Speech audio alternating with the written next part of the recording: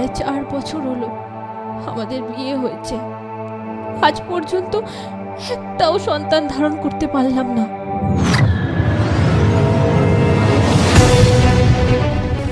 হ্যাঁ, ডাক্তার কি বললো?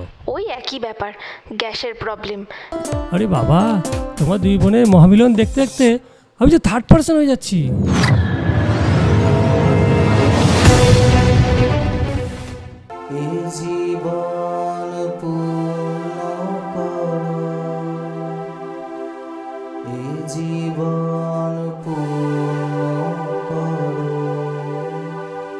দরকার পড়লে আমরা জীবন একটা অনাথ আশ্রম থেকে, সে ছেলে হোক বা মেয়ে যাই হোক, দত্তক নিয়ে নেব।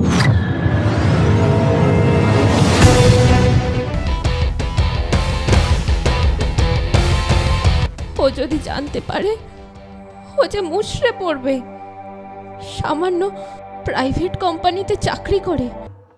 ডাক্তারবাবুর কথা মতো বুঝতে পারছি আমার এই পৃথিবী ছেড়ে যাওয়ার সময় ঘনিয়ে এসছে। না, আর সময় নষ্ট করা ঠিক হবে না। তাছাড়া সকালে তোমাকে অসুস্থ দেখে আমার খুব খারাপ লেগেছে। আমাকে দেখে তোমার খারাপ লাগছিল নাকি আমার বোনের জন্য তোমার প্রেম উতলে উঠছিল? বৌদি, আমাকে একটা কাগজ আর কলম দেবে?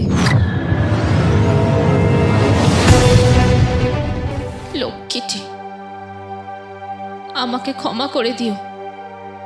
আমি যে ক্যান্সার রোগ আক্রান্ত। একদিন তো এই পৃথিবী ছেড়ে চলে যেতেই হবে। কথা দিচ্ছি, জীবনের শেষ দিন, শেষ মুহূর্ত পর্যন্ত আমার সব ভালোবাসার ফুল শুধু তোমাকেই দিয়ে যাব।